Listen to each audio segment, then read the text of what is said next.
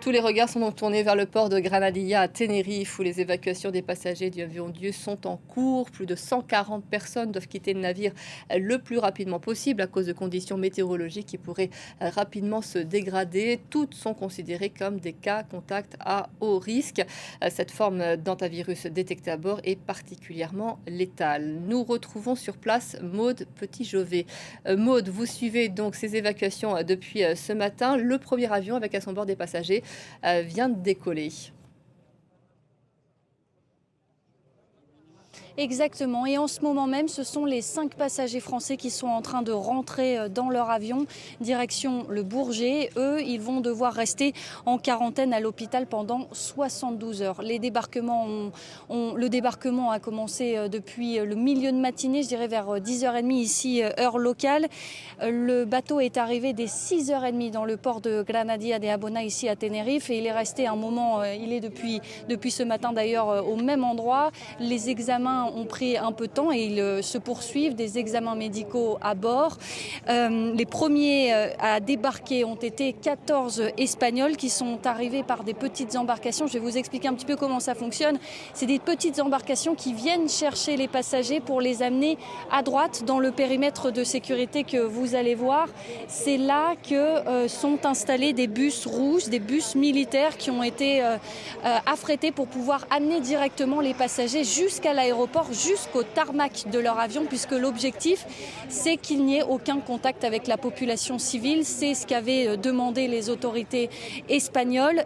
Tout ce processus est supervisé directement du poste de commandement par la ministre de la Santé, le ministre de l'Intérieur et le directeur général de l'OMS. L'opération se déroule avec succès, c'est ce que nous a dit tout à l'heure la ministre de la Santé, Mónica García.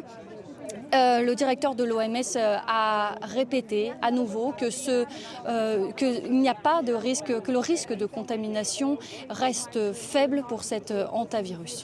Vous venez de l'évoquer, on les voit à l'image, les officiels sont très présents pour démontrer qu'il n'y a aucune inquiétude à avoir. Ça, c'était important et pour la population locale et pour une résonance internationale.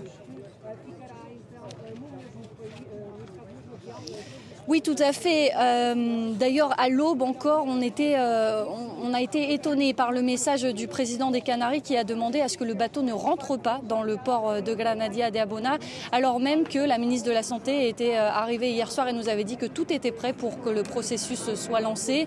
Ce matin, le président des Canaries refusait que le bateau rentre en argumentant, en disant qu'un rongeur infecté pourrait quitter le navire et se retrouver sur les terres des îles Canaries. Le gouvernement espagnol a donc dû imposer au gouvernement des Canaries cette arrivée du bateau sur l'archipel.